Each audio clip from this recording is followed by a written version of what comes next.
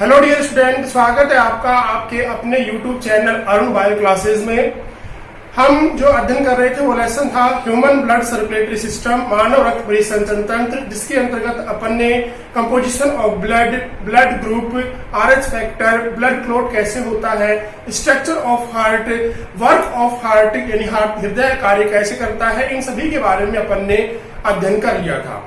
आज हम एक नए टॉपिक के साथ में फिर से हाजिर हुए हैं और आज का हमारा टॉपिक है डबल ब्लड सर्कुलेशन यानी दोहरा रक्त परिसंचरण। उसके बाद में हम अध्ययन करेंगे लिम्फेटिक सिस्टम के बारे में यानी नसिका तंत्र के बारे में, और उसके बाद में हृदय और परिसंचरण तंत्र संबंधी रोग जो है उनके बारे में, disease related to heart and circulatory system, कुछ रोग जो कि हृदय में असमानता के कारण से, हृदय में कुछ कमियों के कारण से, कुछ संक्रमण इन्फेक्शन के कारण से कुछ रोग हो जाते हैं, तो उनके बारे में आज हम अध्ययन करेंगे। सबसे पहले आज हमारा टॉपिक है वो है डबल ब्लड सर्कुलेशन, दोहरा रक्त परिसंचरण। क्या है दोहरा रक्त परिसंचरण, उसके बारे में अपने चित्र के माध्यम से अपन इसका अध्ययन करेंगे।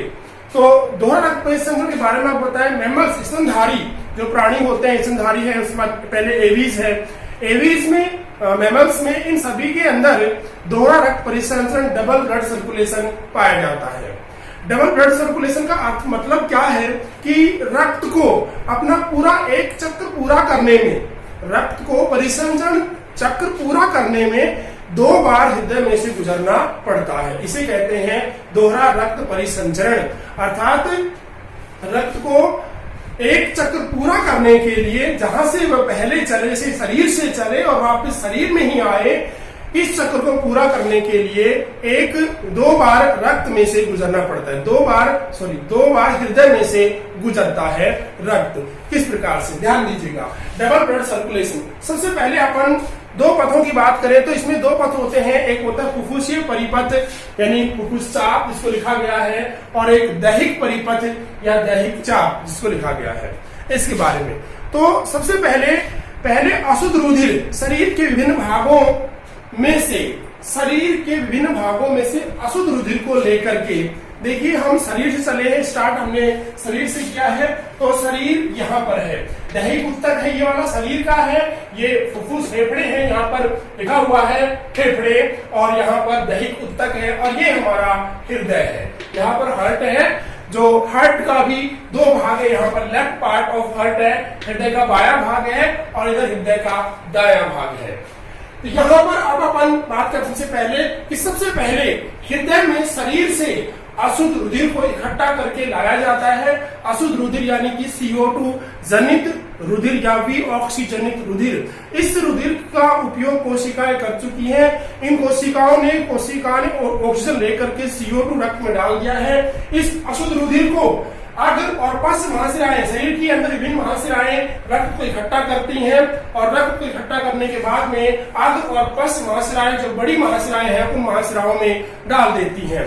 ये अग्र और पश्च महाशिराएं रक्त को लेकर के हृदय के दाएं भाग में पहुंचती हैं, अर्थात हृदय के दाएं आलिंद में आती है।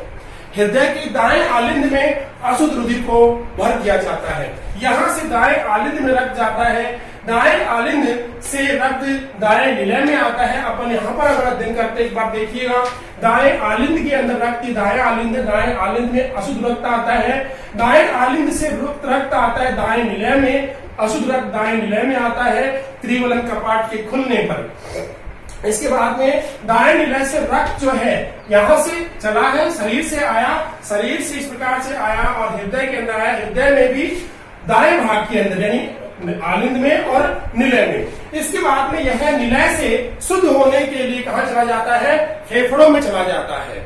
यह रक्त निलय से शुद्ध होने के लिए, दाएं निलय शुद्ध होने के लिए फेफड़ों में भेज दिया जाता है, अर्थात यहाँ से निकल करके दाएं निलय के द्वारा फेफड़ों में भेज दिया जाता है।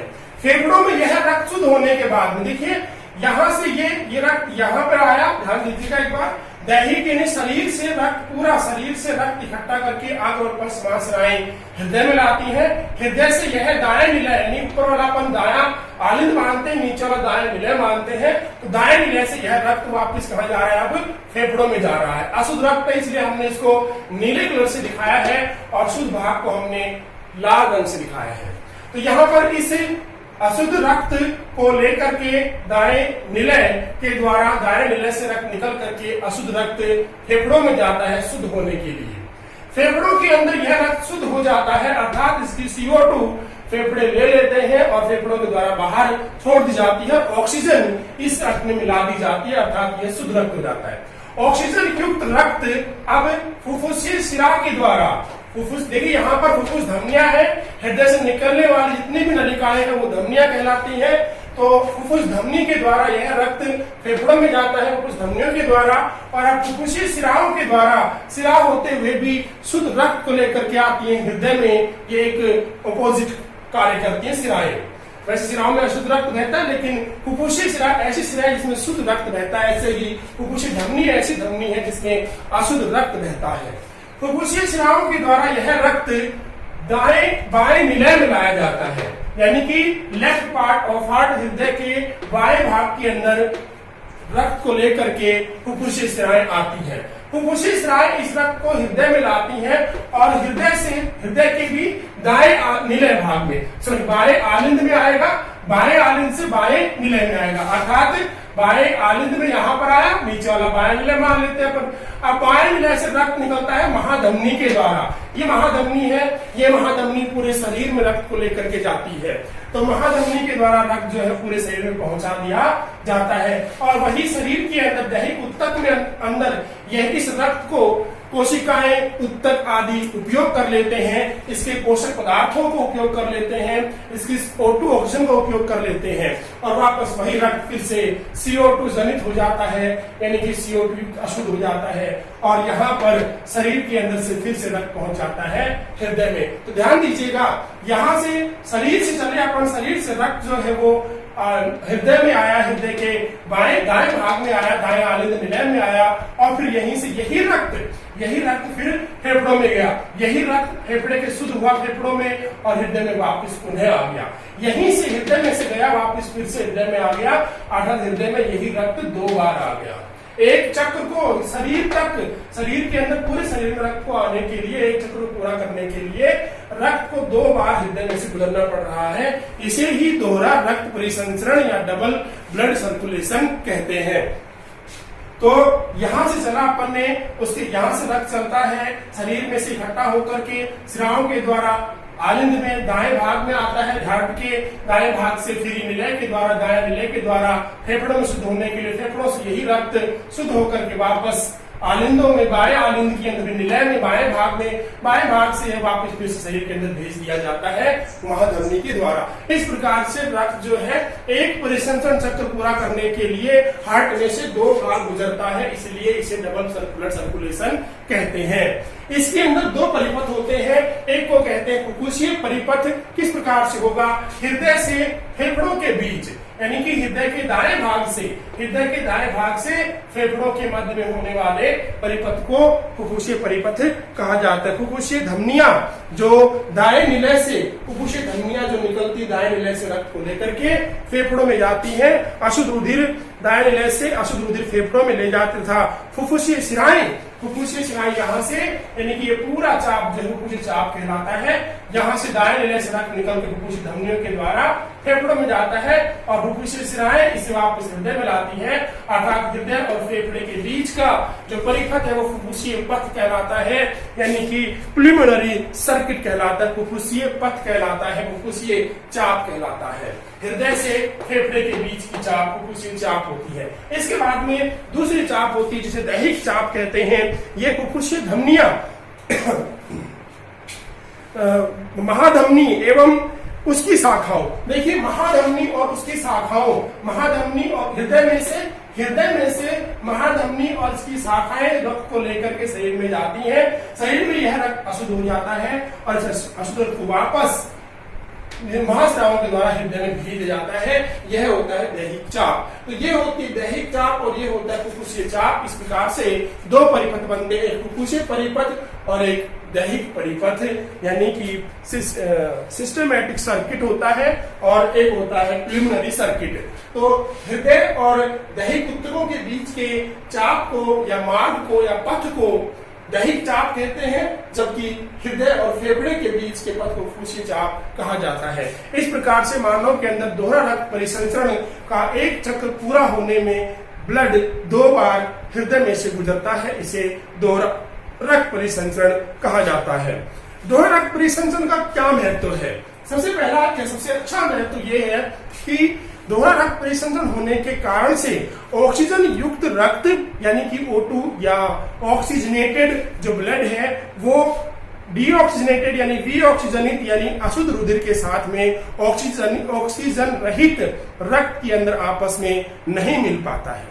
या रक्त वाहिनियों में कहिए या हृदय में कहिए, हृदय में, रक्त वाहिनियों में, इन सभी में ऑक्सीजन युक्त रक्त विऑक्सीजनित रक्त से आपस में नहीं मिल पाता है, अर्थात शुद्ध और अशुद्ध रक्त हमेशा अलग अलग बने रहते हैं। ये इसका एक अच्छा महत्व है। डबल ब्लड सर्कुलेशन क्या है, किस प्रकार से यह परिपथ को पूरा करता है, इसके बारे में आपको बताया है। अगला जो टॉपिक है वो है अपना लिम्फेटिक सिस्टम, लसिका तंत्र। ब्लड सर्कुलेटरी सिस्टम पढ़ने के बाद में हमारा अब अगला टॉपिक है लिम्फेटिक सिस्टम, लसिका तंत्र। क्या होता है लसिका और लसिका तंत्र के अंदर कौन कौन से भागों को शामिल किया गया है, उसका हम अध्ययन करेंगे। तो लसिका तंत्र, लिम्फेटिक सिस्टम के बारे में, लसिका तंत्र किस किस से मिलकर के बना होता है, तो उसमें 3 चीजें होती हैं। सबसे पहले लसिका, लिम्फ, फिर लसिका वाहिनियां और लसिका पर्व या लिम्फ नोड। लिम्फ नोड, लसिका यानी लिम्फ वेसल्स और लिम्फ, ये 3 चीजों से मिलकर बनता है लसिका तंत्र। सबसे पहला टॉपिक है हमारा लिम्फ या लसिका। क्या है ये देखिए, लसिका तंत्र में लसिका तरल के रूप में, तरल रूप में होती है, तरल रूप में बहता है। लसिका तंत्र में लसिका जो है तरल रूप में बहता है, लिक्विड फॉर्म में बहता है। रुधिर केशिकाओं में जब बारीक पतली केशिकाएं होती हैं उनमें रुधिर का दाब अधिक होता है। इस अधिक दाब के कारण से रुधिर छन जाता है और इस छने हुए भाग को जो छन करके बाहर आ जाता है रुधिर केशिकाओं से, उसे कहते हैं लिम्फ या लसिका। रुधिर केशिकाओं में रक्त दाब से छन जाता है और वही लसिका कहलाता है। लसिका रंगहीन होता है, रंगहीन होती है, अल्प पारदर्शक होती है, ट्रांसल्यूसेंट होती है यानी पूर्ण पारदर्शक नहीं होती, अल्प पारदर्शक होती है, एल्कलाइन प्रकृति की होती है। इसकी नेचर एल्कलाइन प्रकृति होती, संवहन उत्तक है एक प्रकार का। ये भी जिस प्रकार से ब्लड संवहन उत्तक है उसी प्रकार से लसिका भी एक संवहन उत्तक है, कलरलेस है, रंगहीन है, ट्रांसल्यूसेंट है और एल्कलाइन प्रकृति की होती है। यह रक्त के प्लाज्मा के जैसा ही होता है। लसिका भी रक्त के प्लाज्मा के समान होता है, परंतु थोड़ा अंतर होता है। वो क्या है? अंतर केवल इतना है कि इसमें प्रोटीन, कैल्शियम, अंतर केवल इतना है कि इसमें प्रोटीन, कैल्शियम, फास्फोरस रक्त प्लाज्मा से कम मात्रा में होते हैं। रक्त के अंदर, रक्त प्लाज्मा में प्रोटीन है, फास्फोरस है, कैल्शियम है, ये ज्यादा मात्रा में होते हैं, जबकि लसिका के अंदर ये कम मात्रा में होते हैं और उत्सर्जी पदार्थ ज्यादा होते हैं। लसिका में उत्सर्जी पदार्थ अधिक मात्रा में होते हैं, जो अपशिष्ट पदार्थ होते हैं, एक्सक्रीटरी मटेरियल होते हैं, वो ज्यादा होते हैं, परंतु प्रोटीन, कैल्शियम, फास्फोरस आदि जो पदार्थ हैं वो इसमें कम होते हैं लसिका में। लसिका में थ्रोम्बोसाइट्स और लाल रुधिर कणिकाएं, थ्रोम्बोसाइट्स व लाल रुधिर कणिकाएं जो है वो नहीं पाई जाती।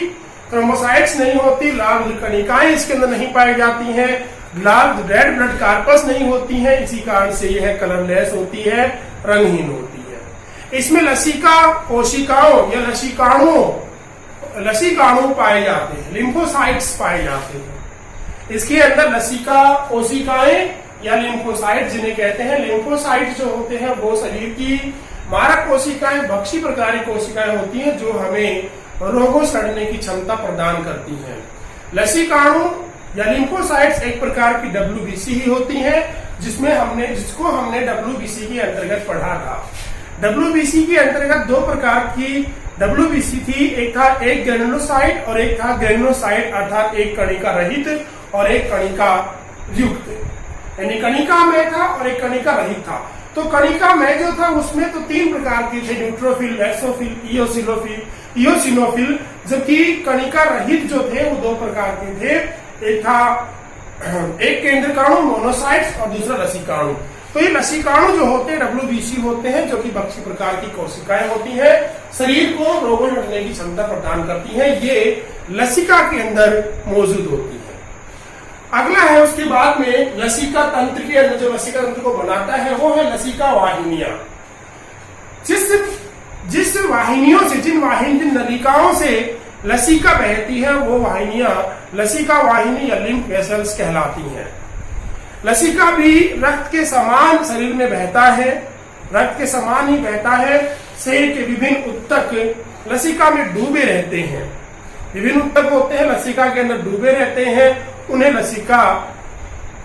ऊतकों के अंदर अपशिष्ट पदार्थों को लसिका में छोड़ जाता है और लसिका जो कि रक्त और कोशिकाओं के मध्य में आदान प्रदान विशेष पदार्थों का, अपशिष्ट पदार्थों का, पोषक पदार्थों का, इनका आदान प्रदान करने के काम में आती है। तो लसिका वाहिनियां जो है रक्त के वाहिनियों के समान ही लसिका वाहिनियां होती हैं, जिनके अंदर लसिका बहती है। गैस तथा पदार्थों का विनिमय रक्त व कोशिकाओं के मध्य लसिका द्वारा होता है। गैसों का विनिमय, विभिन्न पोषक पदार्थ है, अपशिष्ट पदार्थ है, इनका आपसी आदान प्रदान विनिमय जो है वो रक्त व कोशिकाओं के मध्य में लसिका के द्वारा ही किया जाता है। लसिका के द्वारा ही रक्त व कोशिकाओं के मध्य में पोषक पदार्थों का, गैसों का आदान प्रदान होता है। लसिका वाहिनियां सिराओं की तरह होती हैं। जिस प्रकार से सिराएं होती हैं जिनके अंदर सिराओं में रक्त कम दाब से बहता है, उनमें विभिन्न जगहों पर कपाट होते हैं, उसी प्रकार से लसिका वाहिनियों के अंदर भी लसिका कम दाब से बहता है। सिराओं के अंदर जो रक्त बहता है उससे भी कम दाब से लसिका बहती है। लसिका वाहिनियों में लसिका हमेशा दिशा क्या होती है? देखिए, सिराओं में जो रक्त है वो शरीर से हृदय की ओर आता है। इसी प्रकार से लसिका के अंदर भी लसिका शरीर से हृदय की ओर बहती है। लसिका वाहिनियों में लसिका शरीर से हृदय की ओर बहती है, अर्थात शरीर में से इकट्ठा करके हृदय की ओर लेकर के आती है, परंतु हृदय में नहीं डालती है। तो लसिका वाहिनियों में लसिका हमेशा अंगों से या शरीर से अंगों से हृदय की ओर बहता है। सिराओं की अपेक्षा इनमें दाब कम होता है। सिराओं में जो रुधिर का दाब वैसे ही बहुत कम होता है, धमनियों में ज्यादा होता है, सिराओं में उससे कम होता है। लसिकाओं में सिराओं से भी कम दाब होता है लसिका का। लसिका का बहाव लसिका वाहिनियों की भित्ति एवं इधर उधर उपस्थित पेशियों के संकुचन के कारण होता है। लसिका के अंदर लसिका वाहिनियों में लिम्फ वेसल्स में जो लिम्फ का प्रवाह हो रहा है, लिम्फ बह रहा है, उस बहने का कारण है कि लसिका वाहिनियों में पेशियों में लसिका वाहिनियों की जो पेशियां हैं उनमें संकुचन के कारण से ये बहाव जो है वो बना रहता है। अर्थात लसिका वाहिनियों में हार्ट के द्वारा कोई दाब उत्पन्न नहीं किया जाता, जबकि लसिका वाहिनियों में खुद की स्वयं की जो पेशियां होती है उन पेशियों के संकुचन के कारण से ही प्रवाह लसिका का बना रहता है। इस तंत्र में अनेक छोटी छोटी वाहिनियां और पाई जाती हैं, अर्थात लसिका वाहिनियों के अंदर और भी छोटी छोटी वाहिनियां होती हैं, जिनमें से मुख्य और बड़ी जो 2 वाहिनियां हैं उनका अपन ने नाम भी यहाँ पर लिखा और उनके बारे में अध्ययन करेंगे। वक्षीय वाहिनी और दाई लसिका वाहिनी, राइट लिम्फेटिक डक्ट और दूसरी है थोरेसिक डक्ट। तो पहला है थोरेसिक डक्ट, वक्षीय वाहिनी। थोरेसिक डक्ट कहां पर होती है और कहां कहां से लसिका को लेकर के आती है, ध्यान दीजिए। यह शरीर के दाएं भाग में, दाएं भाग गिरवा, गर्दन का जो दायां हिस्सा होता है हमारा, ये शरीर सिर के दाएं भाग का, सिर के दाएं भाग, गिरवा का दायां भाग तथा वक्ष के अतिरिक्त, जो वक्ष है उसके अतिरिक्त पश्चपाद यानी कि जो हमारे पैर होते हैं, पिछले पैर, पश्चपादों, श्रोणी क्षेत्र, पैल्विक जो रीजन होता है नीचे का, नाभि से नीचे का क्षेत्र पैल्विक रीजन, श्रोणी क्षेत्र, उदर व शरीर के अग्र एवं बाएं भाग, शरीर के अग्र और बाएं भाग, अग्र बाएं, अगला है शरीर का हिस्सा बाएं भाग। सिर, गर्दन, वक्ष व अग्रपादों से रक्त को, अग्रपादों से लसिका को लाती है।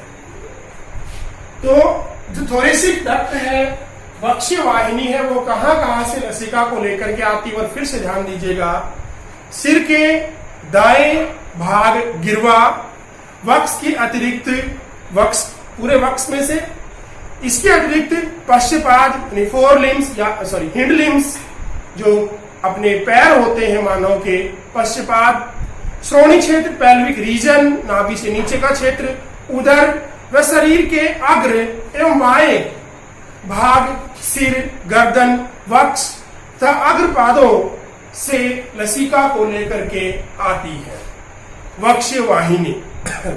और बाई अधेजत्रुक शिरा, बाई अधेजत्रुक, हमारा बाएं भाग ये है, बाई अधेजत्रुक शिरा, सब क्लेवियन सिरा जो है, सब क्लेवियन सिरा एवं अतिरिक्त गिरवा सिरा, आंतरिक गिरवा सिरा, जुगलर जो होती है, इंटरनल जुगलर वेन्स से प्रारंभ होकर वक्ष में खुलती है, वक्ष के अंदर ये खुल जाती है। और प्रारंभ कहां से होती है, हमारी जो बाई ओर की अधेजत्रुक सिरा है, सब क्लेवियन वेन्स है, सिरा है, और आंतरिक गिरवा सिरा से प्रारंभ होकर के वक्ष में आकर के खुलती है वक्षीय वाहिनी। ये था थोरेसिक डक्ट, कहां से लसिका को लेकर के आती है और कहां से प्रारंभ होकर कहां खुलती है, इसके बारे में आपको बताया। प्रारंभ होगी अधेजत्रुक, बाई और की बाएं अधेजत्रुक सिरा और आंतरिक गिरवा सिरा से प्रारंभ होती है और वक्ष में आकर के खुल जाती है। सेकंड नंबर पर है दूसरी बड़ी वाहिनी, लसिका वाहिनी, दाहिनी लसिका वाहिनी, लेफ्ट लिम्फेटिक डक्ट। ये कहां से लसिका को लेकर के आती है, यह गिरवा में स्थित होती है। कहां पर है, गर्दन में स्थित होती है, हमारे गिरवा वाले पार्ट में। शरीर के अग्रभाग तथा दाएं सिर, जो दायां सिर है उस भाग का, गर्दन व अग्रपाद तथा वक्ष लसिका को एकत्र करके लाती है। ध्यान दीजिएगा फिर से एक बार, शरीर के अग्रभाग से, शरीर के अगला भाग जो है इसमें से दाएं सिर में गर्दन व अग्रपाद तथा वक्ष लसिका को एकत्रित करके लाती है। एवं यह दाई अधेजत्रुक, इस बार दाएं अधेजत्रुक, ये हमारे दाएं अधेजत्रुक है, सबक्लेवियन, यहाँ पर दाएं अधेजत्रुक सिरा एवं दाएं गिरवा सिरा के संधि स्थल पर सिरा तंत्र में खुलती है। दोनों का संधि स्थल है, दाई सबक्लेवियन वेन्स है और दाएं गिरवा सिरा है, उसके संधि स्थल पर सिरा तंत्र में आकर के ये खुलती है दूसरी दाहिनी लसिका वाहिनी, जो कि लसिका को लाती है इकट्ठा करके। उसके बाद आती है लिम्फ नोड, लसिका पर। पहले बारीक पतली पतली लसिकाएं होती हैं, फिर बड़ी लसिका बनती है, लसिका वाहिनी बनती है, पतली लसिका वाहिनी होती है, फिर बड़ी लसिका वाहिनियां बनती हैं। सभी लसिका वाहिनियां शरीर के किसी किसी भाग में आकर के इकट्ठी हो जाती हैं और जहां जहां लसिका वाहिनियां आकर के इकट्ठी होती है वहां पर लिम्फ नोड बन जाती है, गांठ बन जाती है, लसिका गांठें बन जाती हैं। लसिका वाहिनियों में जगह जगह लसिका गांठें पाई जाती हैं, लसिका गांठें स्थित होती हैं लसिका वाहिनियों में। इन गांठों में लसिका कोशिकाओं का जाल, लिम्फोसाइट कोशिकाएं स्थित होती है। लसिका कोशिकाओं का जाल होता है, लिम्फोसाइट कोशिकाएं स्थित होती हैं या लिम्फोसाइट कणिकाएं स्थित होती हैं। लसिका गांठें कहां कहां होती हैं, सिर में, गर्दन में, बगलों में और रागों यानी ग्रोइंग पार्ट जो होते हैं उनमें होती है। तो ध्यान दीजिएगा, लसिका गांठें लिम्फ नोड कहां कहां होती है, सबसे पहले सिर में होती है, उसके बाद गर्दन में टॉन्सिल्स, टॉन्सिल होते हैं वो भी लसिका गांठें होती हैं, लिम्फ नोड होते हैं। उसके बाद में बगलों में होते हैं और फिर ग्रोइंग पार्ट जो होता है नाभि से नीचे, जो रिप्रोडक्टिव पार्ट है उसके दोनों तरफ, रिप्रोडक्टिव पार्ट जनन अंग जो है उनके दोनों तरफ का ग्रोइंग पार्ट जो होता है वहां पर स्थित होती है लिम्फ नोड। तो लसिका जो वाहिनियां हैं उनकी स्थिति का ध्यान रखिएगा। टॉन्सिल्स भी एक प्रकार के लसिका लिम्फ नोड ही है, लसिका गांठें हैं। सिर में है गर्दन में है, बगलों में है, और राग यानी ग्रोइन जो भाग होते, ग्रोइन पार्ट होते हैं, उनके अंदर होती है। टॉन्सिल्स पे लसिका गांठ हुई है। ये था अपना लसिका तंत्र।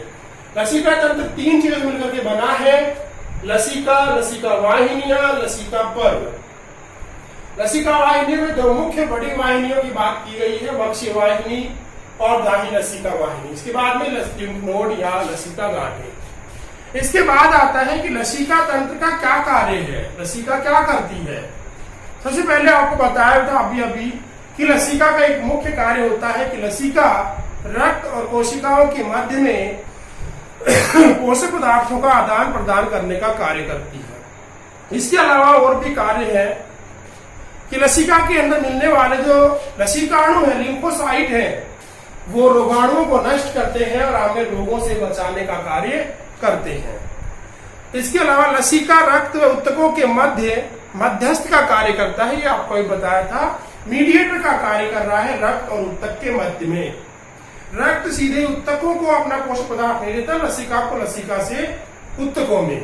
तो रक्त और उत्तकों के मध्य में लसिका एक मध्यस्थ का कार्य करती, मीडिएटर का कार्य करती है। यह रक्त से पचित भोज्य पदार्थ, रक्त में से जो पचित भोज्य पदार्थ है O2 को लेकर रक्त के अंदर स्थित पचित भोज्य पदार्थ, ऑक्सीजन, इनको लेकर के उत्तकों को, उत्तकों से उत्सर्जित पदार्थों को, लसिका जो है रक्त में से पोषक पदार्थ ऑक्सीजन को लेकर के उत्तकों में, तब उत्तकों में उत्सर्जित पदार्थ, हार्मोन को लेकर के रक्त में डालती है।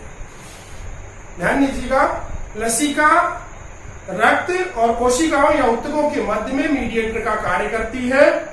लसिका रक्त में स्थित पचित भोज्य पदार्थ, ऑक्सीजन को उत्तकों तथा उत्तकों में उत्पन्न अपशिष्ट पदार्थों को, हार्मोनों को रक्त मिलाकर के डालती है। रक्त प्री से तेजी संचरित करके लक्ष्य अंग तक पहुंचा देते हैं। दूसरा कार्य है लसिका तंत्र। अगला कार्य, लसिका तंत्र अवशोषित पोषक पदार्थों को, लसिका तंत्र अवशोषित पोषक पदार्थों, विशेष रूप से वसा, ग्लिसरॉल, वसीय अम्ल के परिवहन में सहायक है। तो देखिए, भोजन के अंतर्गत किए गए 3 प्रकार के जो भोज्य पदार्थ होते हैं, कार्बोहाइड्रेट, वसा और प्रोटीन मुख्य रूप से। तो वसा का जो परिवहन होता है वो मुख्य रूप से लसिका वाहिनियों के द्वारा होता है, लसिका तंत्र के द्वारा होता है।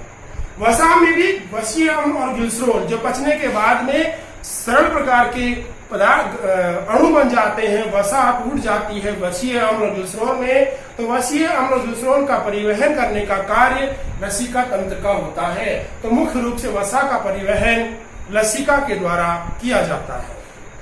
आंत्र में अवशोषित वसा जो है लैक्टियल वाहिनी, लैक्टियल या क्षीर वाहिकाओं, आंत्र में अवशोषित वसा लैक्टियल या क्षीर वाहिकाओं के माध्यम से पहले लसिका तंत्र में जाती हैं। क्षीर या लैक्टियल वेसल्स के द्वारा पहले लसिका तंत्र में जाती हैं और वहां से शिरा तंत्र में आती है। तो लैक्टियल वेसल्स है या क्षीर वाहिका है, तो आंत में अवशोषित जो वसा है वो पहले क्षीर वाहिका लैक्टियल वेसल्स के द्वारा लसिका तंत्र में आती है और उसके बाद लसिका तंत्र में लसिका उसे लेकर के शिरा तंत्र में डाल देती है।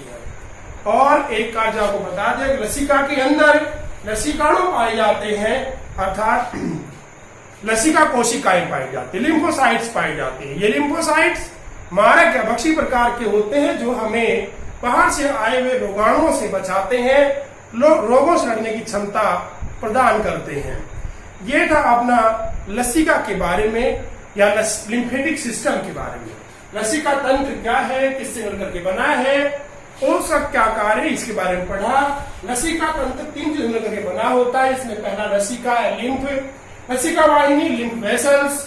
उसके बाद में 2 लसिका वाहिनी मुख्य है, वक्षीय वाहिनी, दाई लसिका वाहिनी, फिर लसिका पर्व या लिम्फ नोड, और अंत में अपन ने देखा लसिका की कार्य। ये था अपना लिम्फेटिक सिस्टम। इसके बाद अपना अगला टॉपिक पढ़ते हैं अब हृदय एवं परिसंचरण तंत्र संबंधी डिसऑर्डर्स या रोग, डिजीज, जो हृदय में कुछ ऐसा मान्यता आ जाने से परिसंचरण के अंदर ब्लड सर्कुलेशन में कुछ असमानताएं आ जाने से रोग उत्पन्न हो जाते हैं। कुछ असमानताएं या कमियां दिखाई देती हैं।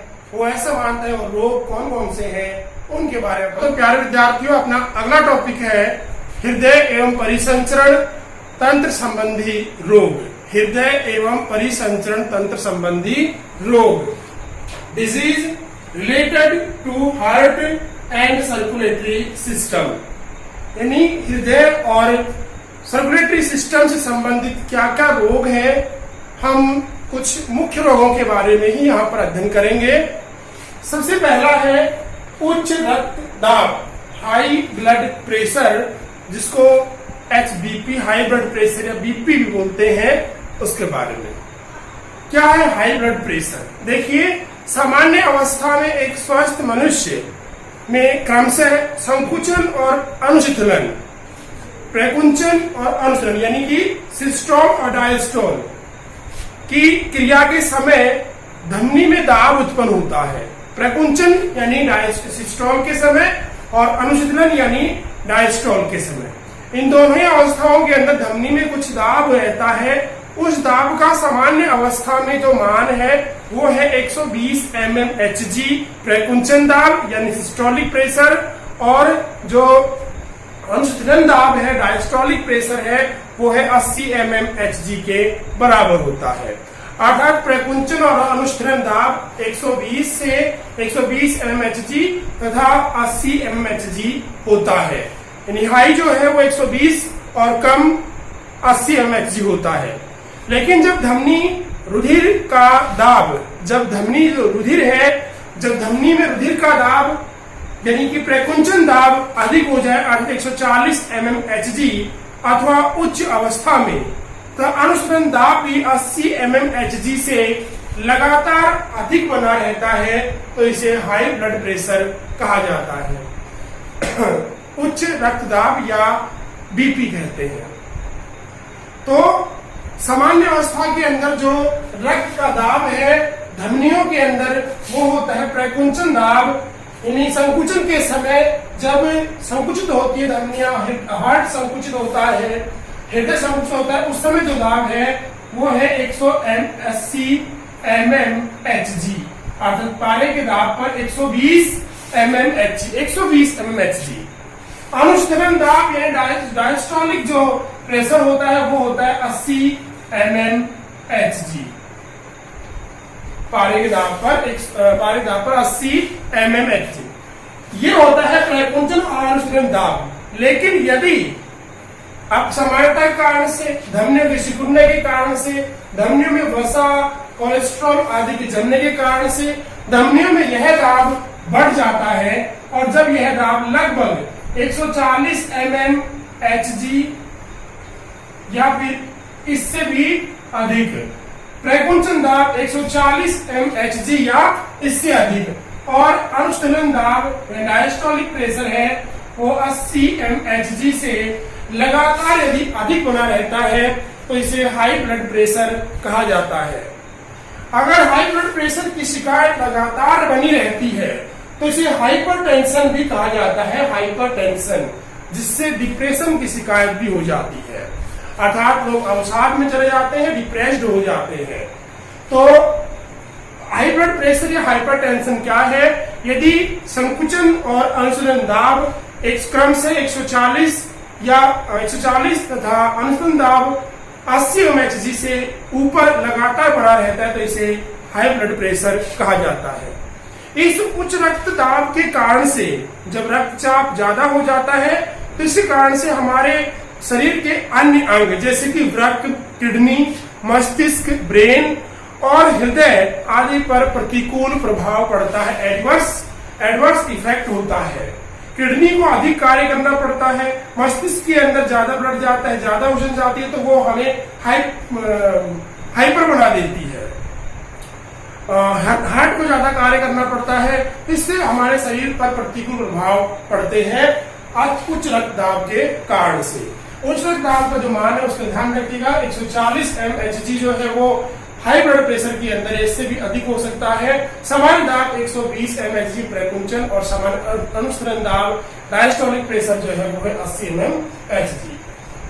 इसके बाद अगला जो डिजीज है वो है हृदय धमनी रोग, कोरोनरी आर्टरीज डिजीज या CAD।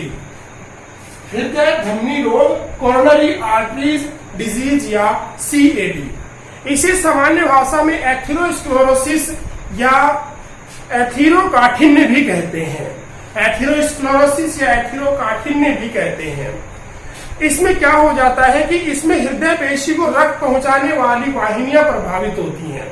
हृदय में अपनी स्पेशल पेशियां पाई जाती हैं जिन्हें कहते हैं कार्डियक मसल्स या हृदय पेशी।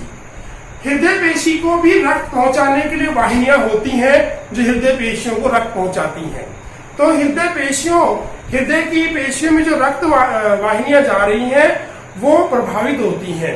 तो इसमें हृदय पेशी को रक्त पहुंचाने वाली वाहिनियां प्रभावित होती हैं जिससे हृदय पेशी में सामान्य रूप से या सही रूप से रक्त नहीं पहुंच पाता है। ऐसा धमनी के अंदर क्यों होता है? ऐसा जो धमनियां होती हैं जो पेशियों को रक्त पहुंचाती, उन धमनियों में वसा, कैल्शियम तथा रेशा उत्तक टिश्यू फाइबर जो होते हैं उनके जमा होने के कारण से होता है। उस धमनी का जो व्यास है अंदर का वो सिकुड़ जाता है, नैरो हो जाती है धमनियां, जिस कारण से रक्त का प्रवाह सही प्रकार से नहीं हो पाता है। धमनियों के अंदर यह स्थिति क्यों होती है? धमनियों के अंदर वसा, कोलेस्ट्रॉल, रेशा उत्तक फाइबर टिश्यू और कैल्शियम आदि के जमा होने के कारण से होता है, जिससे धमनियां हार्ड हो जाती है, टाइट हो जाती है। एथेरोकाठिन्य, एथेरोस्क्लेरोसिस भी से कहा जाता है। अगला जो है रोग है वो है हृदयपात, हार्ट फेल्योर। हृदयपात, हार्ट फेल का मतलब ये है कि हार्ट का जो अपना कार्य है वो है विभिन्न अंगों तक पर्याप्त मात्रा में रक्त पहुंचाना, लेकिन जब हृदय पर्याप्त मात्रा में रक्त नहीं पहुंचा पाता है तो हृदय इस काम में फेल हो जाता है। इसे कहते हैं हार्ट फेलियर या हार्ट फेल। हृदय का कार्य है विभिन्न अंगों को पूर्ण मात्रा में, उसकी उचित मात्रा में रक्त पहुंचाना, ऑक्सीजन को पहुंचाना, पोषक पदार्थों को पहुंचाना, लेकिन अगर हृदय इन कार्यों के अंदर असफल हो जाता है तो हार्ट फेल हो जाता है। यह अवस्था हार्ट की वजह से नहीं होती, ये होती है फेफड़े की वजह से। जब फेफड़े संकुचित हो जाते हैं तो फेफड़ों के अंदर पर्याप्त मात्रा में O2 नहीं मिलती है और ये पर्याप्त O2 रक्त में नहीं मिल पाती है और रक्त हृदय में जाता है तो वहां पर फिर हृदय भी कम मात्रा के अंदर अन्य अंगों को ऑक्सीजन और रक्त की सप्लाई करता है, जिस कारण से हार्ट फेल हो जाता है, हृदयपात होता है। हृदयपात हार्ट अटैक से अलग होता है। हार्ट अटैक यानी हृदय आघात अलग होता है, हृदयपात अलग होता है। तो क्या है, एक बार फिर से ध्यान देना, इस अवस्था में हृदय शरीर के विभिन्न अंगों को आवश्यकता अनुसार, जितनी आवश्यकता होती है उसके अनुसार हृदय विभिन्न अंगों को आवश्यकता अनुसार रक्त की पर्याप्त आपूर्ति नहीं कर पाता है। इसे संकुलित हृदयपात भी कहते हैं। संकुलित हृदयपात भी कहा जाता है। इस बीमारी का प्रमुख जो लक्षण है वो फेफड़ों का संकुचन हो जाना है। फुफ्फुस संकुचित हो जाते हैं, फेफड़े संकुचित हो जाते हैं, इस कारण से यह रोग उत्पन्न होता है। तो मुख्य कारण इसका फेफड़ों का संकुचित होना है। फेफड़े संकुचित होने से हार्ट को पर्याप्त मात्रा में ऑक्सीजन नहीं मिल पाती, जिस कारण से यह अन्य अंगों को भी पर्याप्त मात्रा में रक्त और O2 की सप्लाई नहीं कर पाता है। हृदयपात हृदयाघात की भांति नहीं होता, अलग अलग है। हृदय आघात में, हार्ट अटैक में क्या होता है, हृदय की धड़कन अचानक से बंद हो जाती है। हृदयाघात में, हार्ट अटैक में हृदय की धड़कन अचानक से बंद हो जाती है या रुक जाती, जबकि हृदयपात में, हार्ट फेल में हृदय पेशी को रक्त आपूर्ति अचानक अपर्याप्त हो जाने से क्षति पहुंचती है। हृदय की पेशियों को रक्त की आपूर्ति नहीं हो पाती है, पूर्ण रूप से नहीं हो पाती, अपर्याप्त होती, जिस कारण से हृदय को क्षति पहुंचती है, हृदय को नुकसान होता है। तो हार्ट अटैक के अंदर हृदय की धड़कन अचानक से रुक जाती है या कम हो जाती है, जबकि हार्ट फेल के अंदर हृदय की पेशियों को पर्याप्त मात्रा में ऑक्सीजन और रक्त न मिलने के कारण से उनमें अचानक रक्त की आपूर्ति कम हो जाने के कारण से हार्ट फेल होता है। तीसरा जो चौथा रोग है वो है एंजाइना, हृदय शूल। किसी भी अवस्था में, किसी भी उम्र में किसी भी व्यक्ति को यानी कि ये पुरुष और महिला दोनों के अंदर होने वाला रोग है, किसी भी अवस्था के अंदर यह होता है, लेकिन ज्यादा वृद्धावस्था में और मध्यावस्था में ज्यादा होता है। क्या है ये? हृदय सूल या एंजाइना। हमारे हृदय के बाएं भाग में, शरीर के बाएं भाग में कभी कभी सूल जैसे चुभने की अनुभूति होती है, फीलिंग होती है। तो इस रोग में हृदय की भित्ति को रक्त सही प्रकार से नहीं मिलता। हृदय जिससे बना हुआ है, हार्ट बना हुआ है, संयोजी उत्तकों से मिलकर, उपकला उत्तक है, अन्य उत्तक है, उनसे हृदय की जो भित्तियां हैं, दीवारें हैं, उन भित्तियों को भी रक्त की आपूर्ति होनी चाहिए। तो इस रोग में हृदय की भित्ति को रक्त सही प्रकार से नहीं मिलता, क्योंकि कोरोनरी धमनी, एक बात पर ध्यान देना इस बात में, कोरोनरी धमनी क्या है? कोरोनरी धमनी यानी कोरोनरी आर्टरीज, यहाँ पर अपन ने लिख भी रखा था कोरोनरी आर्टरीज, हृदय धमनी, कोरोनरी आर्टरीज, ये है हृदय धमनी या कोरोनरी आर्टरी। ये हृदय धमनी वो धमनी होती है जो केवल और केवल हृदय को रक्त पहुंचाती है। हृदय को शुद्ध रक्त पहुंचाने वाली धमनी को कोरोनरी धमनी या कोरोनरी आर्टरी कहते हैं। तो यह कोरोनरी आर्टरी में संकुचन अथवा थक्का बन जाने से, कोरोनरी थक्का बनने की अलग प्रक्रिया आएगी, जैसे कोरोनरी थ्रोम्बोसिस है, ये रहा कोरोनरी थ्रोम्बोसिस, थक्का बन जाता है कोरोनरी आर्टरीज में ही, वही रोग है ये। तो इसमें थक्का बन जाना, कोरोनरी आर्टरीज में थक्का बन जाना या कोरोनरी आर्टरीज का धमनी का संकुचित हो जाने के कारण से यह हृदय सूल या एंजाइना उत्पन्न होता है। इस कारण से थक्का बन जाता है या संकुचित हो जाती है, तो उससे हृदय पेशी को O2 पर्याप्त मात्रा में नहीं मिलती, ऑक्सीजन पर्याप्त मात्रा में नहीं मिलती हृदय को, स्पेशली हृदय की पेशियों को, हृदय की संयोजी ऊतकों को, हृदय की भित्तियों को, इनको पर्याप्त मात्रा में O2 नहीं मिल पाती, क्योंकि कोरोनरी आर्टरी संकुचित हो गई है या उसमें थक्का बन गया है। इससे सीने में, कंधे में तीव्र दर्द हो जाता है, कंधे में या सीने में तीव्र तेज रूप से दर्द होता है। इससे आर्टियोस्क्लेरोसिस भी कहा जाता है, आर्टियोस्क्लेरोसिस भी कहते हैं। यह स्त्री व पुरुष दोनों में किसी भी उम्र में हो सकता है। यह रोग वृद्धावस्था व मध्यावस्था में अधिक होता है। वृद्धावस्था और मध्यावस्था में यह रोग ज्यादा होता है, बाकी यह रोग किसी भी अवस्था में किसी भी पुरुष या महिला को हो सकता है, क्योंकि हमारे शरीर की जो कोरोनरी हृदय कोरोनरी आर्टरीज है, उसके संकुचन हो जाने के कारण से या उसके अंदर थक्का बन जाने के कारण से यह रोग उत्पन्न होता है। उसके बाद है अगला रोग है अपना मायोकार्डियल इंफ्राक्शन या हार्ट अटैक, हृदय आघात। मायोकार्डियल इंफ्राक्शन बहुत सुना होगा आपने हार्ट अटैक के बारे में। तो ये हार्ट अटैक क्या है, किस प्रकार से क्यों आता है, इसका कारण क्या है? हृदय मायोकार्डियल इंफ्राक्शन को हार्ट अटैक या हृदय आघात भी कहा जाता है। कोरोनरी धमनी में अवरोध, ये भी वही कारण है इसका भी। कोरोनरी धमनी के अंदर यानी कोरोनरी आर्टरीज में अवरोध, उसके अंदर रुकावट आने से, उसमें थक्का बनने, इसमें संकुचित होने, अवरोध से हृदय पेशियों को पर्याप्त उद्गीर नहीं मिल पाता, हृदय की पेशियों को पर्याप्त उद्गीर नहीं मिल पाता है, जिससे पेशियां क्षतिग्रस्त हो जाती हैं, पेशियां नष्ट हो जाती हैं और पूरी क्षमता से कार्य नहीं कर पाती हैं। पूरी क्षमता से पेशियां कार्य नहीं कर पाती, पेशियों के कारण से, हार्ट पेशियों, कार्डियक मसल्स के कारण से ही हृदय संकुचित होता है, फैलता है, हृदय की धड़कन बनी रहती है। लेकिन अगर पेशियां ही क्षतिग्रस्त हो जाए, पेशियां अपना पर्याप्त मात्रा में काम न करें, तो अचानक से हृदय की धड़कन रुक जाती है और इसी अवस्था को हार्ट अटैक या हृदय आघात कहते हैं। उसके बाद है कपाटीय रोग। हृदय में विभिन्न जगहों पर कपाट पाए जाते हैं, महाशिराओं पर, महाधमनियों पर अर्धनलिकाकार कपाट होते हैं, आलिंद निलयों के बीच में त्रिवलन द्विवलन कपाट होते हैं, ट्राइकस्पिड, बाइकस्पिड या मिट्टल कपाट होता है।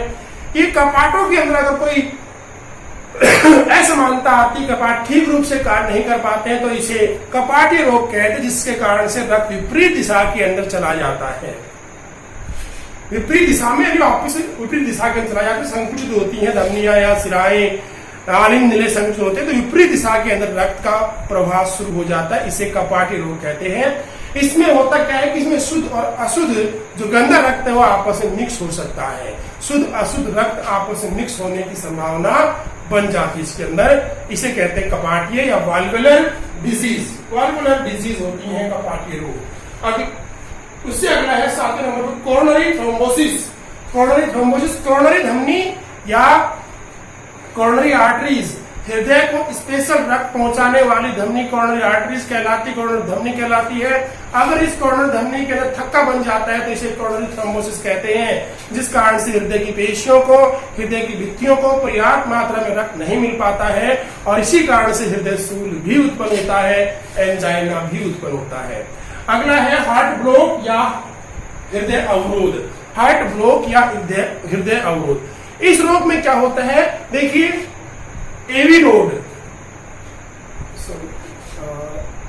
हाँ, इस रोग में एसए नोड जो पेस मेकर से कहते हैं हम, गति निर्धारक कहा जाता है, उस गति निर्धारक से जो आवेग उत्पन्न होते हैं